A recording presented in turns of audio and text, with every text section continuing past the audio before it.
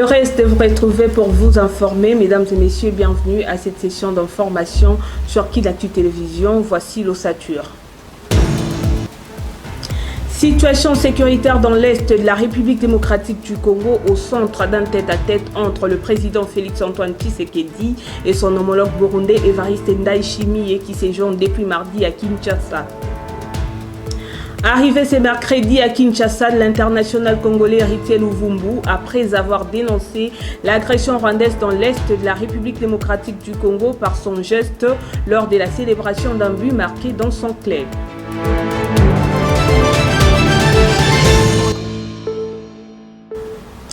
Une fois de plus, bienvenue à tous. Le président du Burundi, Évariste Ndayishimiye, a été reçu le mardi 13 février dernier dans la soirée à la Cité de l'Union africaine par son homologue congolais Félix-Antoine Tshisekedi. Selon le communiqué signé par Gatoni Rosine, porte-parole de la présidence, il était question pour le président Évariste Ndayishimiye de mener des consultations en sa qualité du président du mécanisme de suivi de l'accord cadre pour la paix, sécurité et la coopération pour la République démocratique du Congo et la région. Suivez ces commentaires d'espoir qui n'en dit.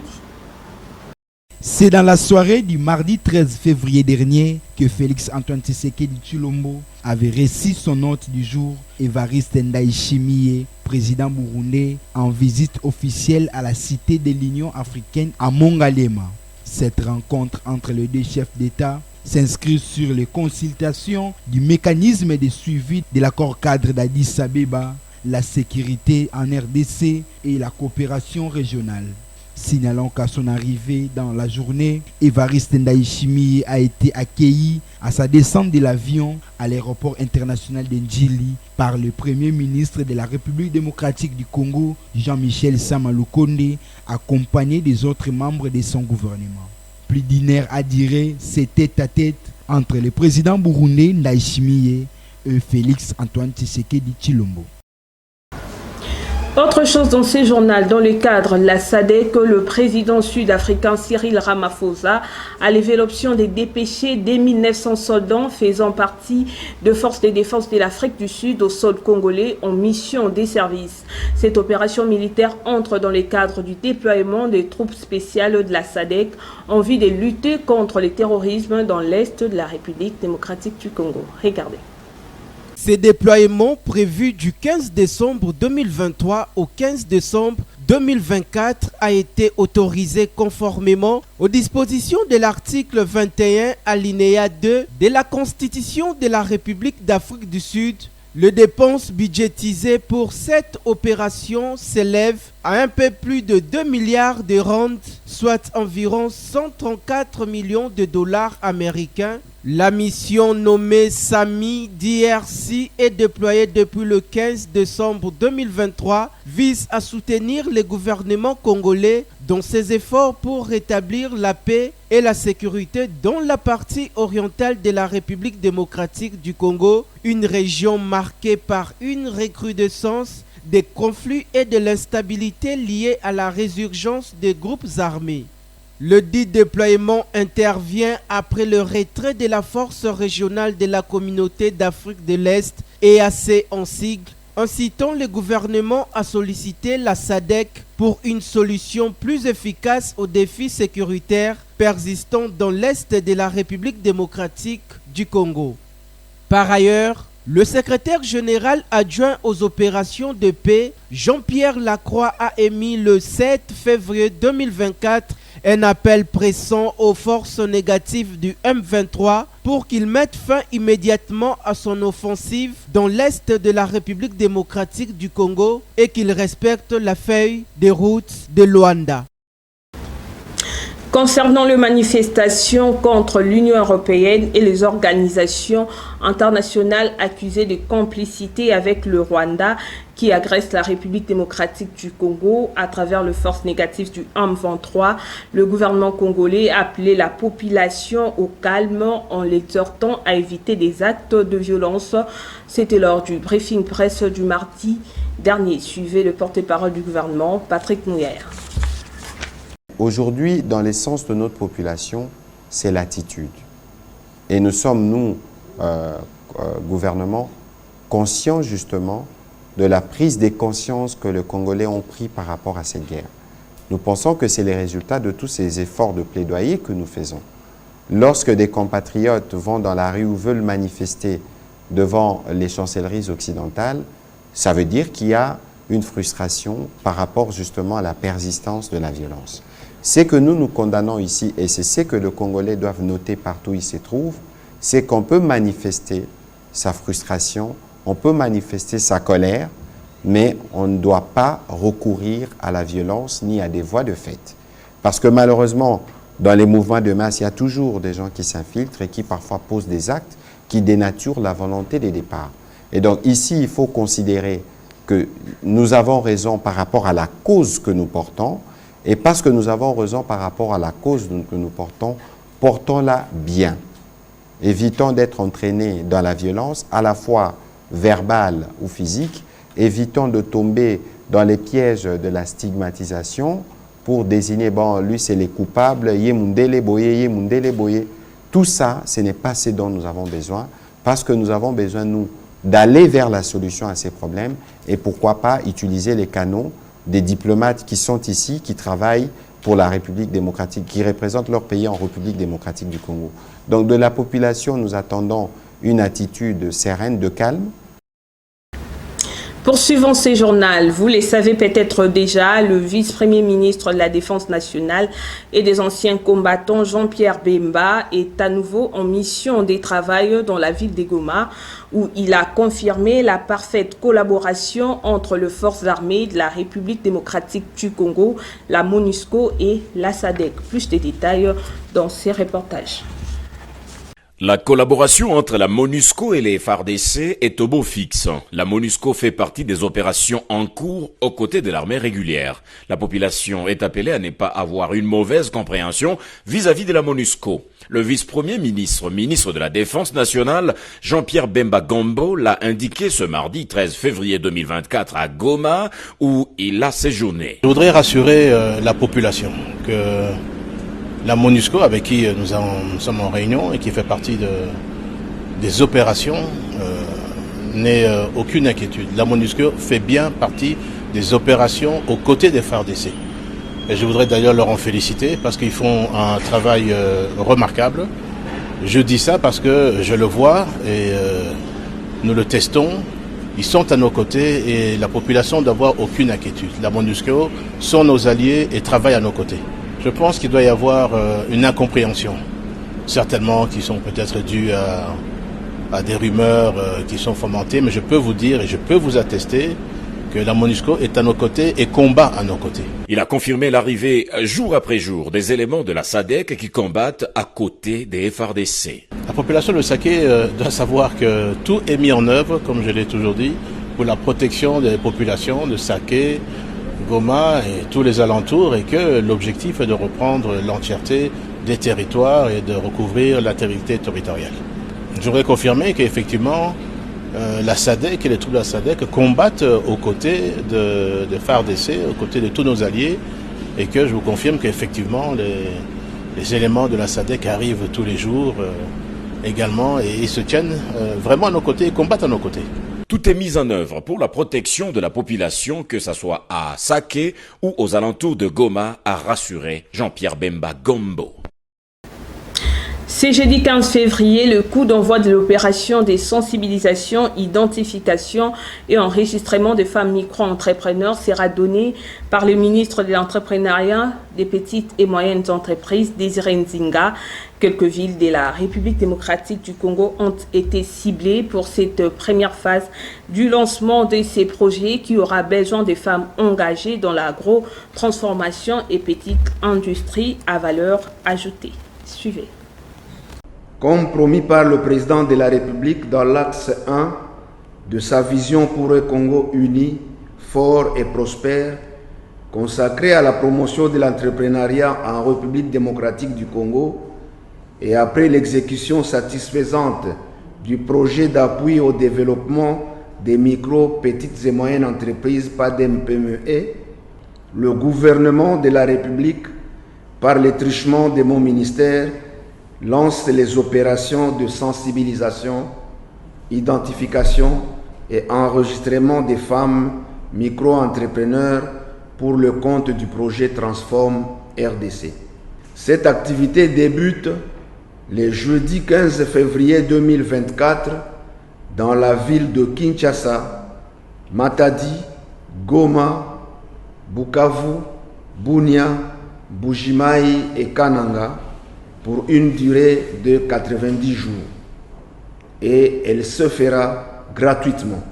À cet effet, j'invite toutes les femmes qui opèrent dans les secteurs de l'agro-transformation, la petite industrie et les services à valeur ajoutée à se faire identifier à travers leurs regroupements, associations et autres structures d'encadrement des femmes micro-entrepreneurs. Ce n'est qu'à l'issue de ce processus que 25 000 femmes parmi les 50 000 enregistrées seront formées et accompagnées par le coaching, la dotation en équipement et l'accompagnement technique afin d'accroître leurs activités. De plus amples informations seront partagées pendant la campagne de sensibilisation prévue à cet effet et sur les sites web du projet Transform. Après la décision du gouvernement de la République, celle d'interdire la circulation de motos dans la commune de la Gombe, quelques récalcitrants ont vu leurs motos être saisis par la police nationale congolaise mardi dernier. Selon le commissaire provincial de la police ville-province de Kinshasa, ces engins ne seront plus restitués à leurs propriétaires. Suivez. Après la prise de quelques mesures lundi dans la soirée par le vice-premier ministre en charge de l'Intérieur, Peter Kazadi, entre autres l'interdiction formelle des mototaxis d'accéder à la commune de la Gombe, la police congolaise était visible mardi dans les rues de cette commune pour faire respecter cette décision. Les récalcitrants ont vu leurs motos être saisis et ces engins ne seront plus restitués à leurs propriétaires. Ces mesures font suite aux manifestations qui ont eu lieu il y a quelques jours à Kinshasa, ciblant les installations de la MONUSCO et de quelques ambassades. La population dénonce l'hypocrisie de certains partenaires de la République démocratique du Congo face à l'insécurité qui sévit dans l'Est. D'où cette affirmation du patron de la territoriale demandant à la population de ne pas attiser le feu dans la capitale congolaise, de demeurer plutôt unis autour du chef de l'État pour gagner cette guerre. Notre pays est attaqué par des forces étrangères. Nous nous battons contre plusieurs pays. Il n'y a pas que le Rwanda. Ils sont aujourd'hui plus d'un pays qui nous font la guerre. Et nous ne pouvons gagner cette guerre que lorsque nous nous montrons disciplinés, unis autour du commandant suprême des forces armées et de la police nationale congolaise. Et c'est seulement dans ces conditions-là que nous pouvons gagner la guerre. Donc ça ne sert à rien d'attiser les feux à Kinshasa. Nous serons obligés de gérer les fronts militaires et en même temps gérer les violences à Kinshasa. Il suit de préciser que parmi ces mesures figure l'interdiction de tout attroupement de plus de 6 personnes dans la commune de la Gombe, également à tout vendeur ambulant et les chèques d'opérer dans cette contrée. Changeons de chapitre, la Cour militaire rejette la demande des Salomo Kalonda de poursuivre de soins de santé à l'étranger. C'est l'arrêt rendu à l'audience publique du mardi 13 février à la prison militaire d'Indolo à Kinshasa. Cette institution militaire fonde sa décision sur la gravité des griefs retenus contre le conseiller spécial du président du parti Ensemble pour la République, Moïse Katumbi.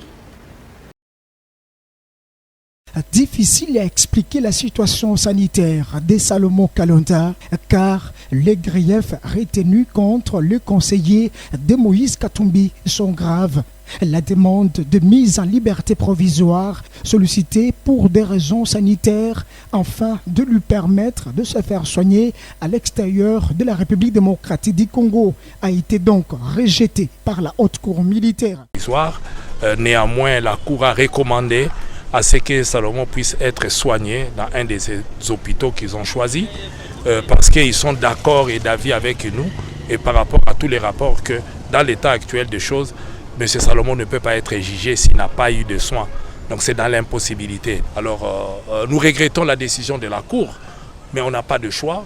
Nous avons comme message, c'est de demander à l'autorité suprême d'avoir une pensée. Et même si la Cour a décidé autrement, lui peut, dans son humanisme, voir le cas de M. Salomon Escadela. Salomon est vraiment dans un état catastrophique. Notez que le député provincial du Maniema est accusé d'atteinte à la sûreté de l'État, l'incitation des militaires à commettre des actes contraires à la discipline et d'intelligence présumée avec l'ennemi de la République démocratique du Congo. Il a été arrêté depuis le 30. Salomon Kalonda Escadela va suivre ce soir ici au pays, aux cliniques universitaires. Il a été arrêté depuis le 30 mai dernier à l'aéroport international de Kinshasa. 14 février, une date de la célébration de la Saint-Valentin, considérée comme une fête pour le marié et les fiancés. Les femmes doivent aussi faire des cadeaux aux hommes pour montrer leur expression d'amour. Elle est à ces jours célébrée partout dans le monde entier par les amoureux pour manifester leur plaisir de vivre. Parlons sport à présent. La signature de son nouveau combat en Namibie pour le mois d'avril 2024 lui donne des instances et nouvelles stratégies pour les séances d'entraînement face à ces grands combats qui l'attendent. Eric Katompa s'engage avec 2 camps d'entraînement au complice le soir et les matins à ma campagne dans la salle Champions Academia où des entraînements sont organisés avec un staff technique expert.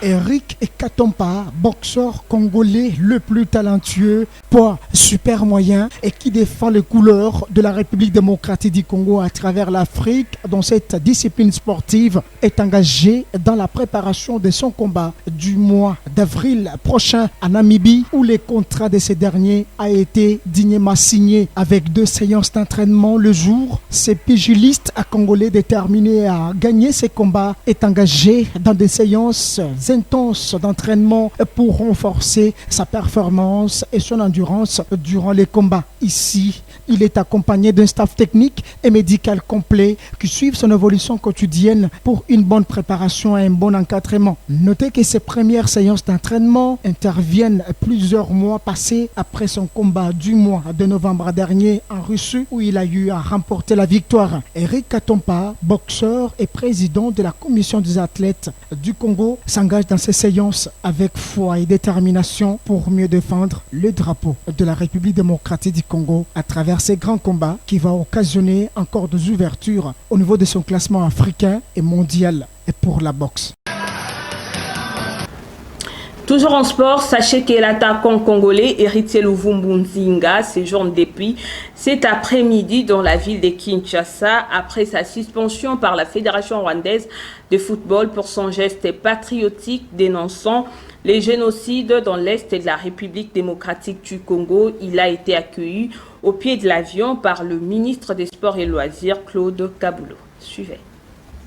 Aperçu dans les avant-midi de ce mercredi à Goma, l'international congolais Héritier Luvumbu est rentré au sol de ses aïeux après sa suspension par la Fédération rwandaise de football pour une durée de 6 mois suite à sa célébration du but le dimanche dernier en championnat rwandais avec le geste marquant le silence de la communauté internationale au génocide en République démocratique du Congo dans sa partie Est, une chose que son club des rayons sport qualifie d'indiscipline.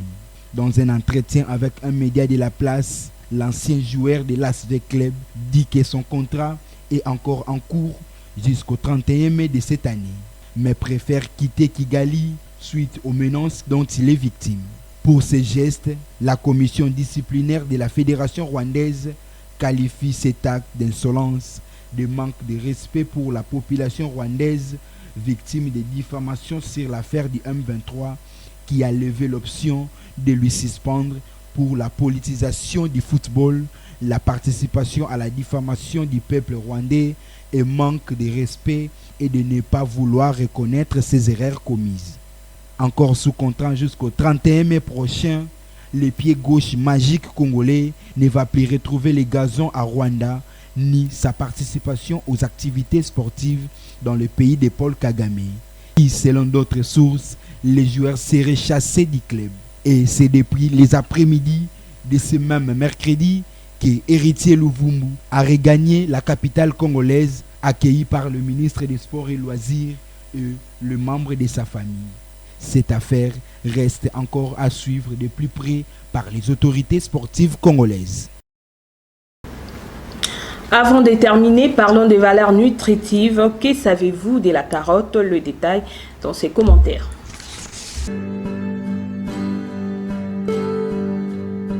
La carotte fait partie des légumes les plus consommés dans le monde entier. Pour cause, sa saveur douce et sucrée se prête à toutes les associations en cuisine et séduit le petit comme le grand. Ce succès est une excellente nouvelle puisque le profil nutrition de la carotte est remarquable et unique.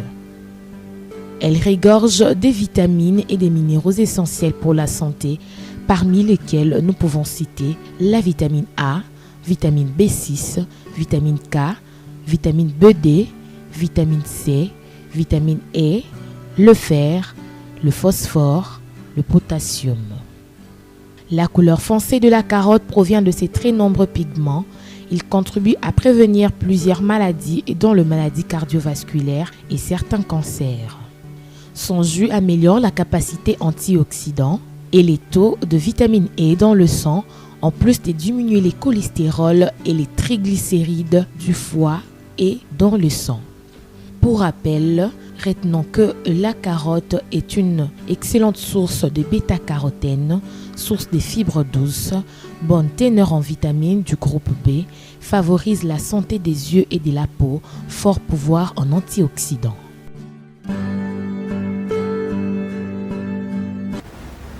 Bouclons cette fois-ci par le bulletin météorologique. Il faut savoir qu'il y aura un beau soleil ce jeudi à Kinshasa, car la température sera de 24 degrés Celsius, mais la température ressentie sera plus chaude, soit 26 degrés Celsius. Sachez que la force du vent oscillera aux alentours de 100 km par heure et l'humidité relative de l'air sera de 87%. Et à l'après-midi, la température atteindra 28 degrés Celsius, mais la température ressentie sera plus chaude, soit 31 degrés Celsius. Par ailleurs, dans la soirée, la température retombera vers 25 degrés Celsius, une ressentie plus chaude de 27 degrés Celsius.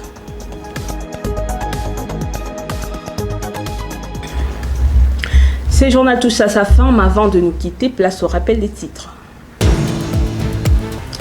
Situation sécuritaire dans l'Est de la République démocratique du Congo au centre d'un tête-à-tête entre le président Félix-Antoine Tshisekedi et son homologue burundais Évariste Ndayishimiye qui séjourne depuis mardi à Kinshasa.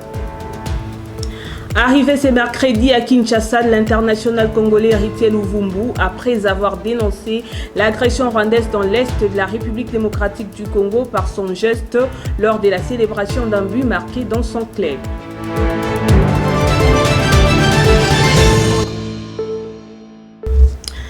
Merci de votre attention soutenue. Restez branchés sur Kinactu Télévision. Je vous retrouve demain à la même heure avec le même plaisir. Au revoir.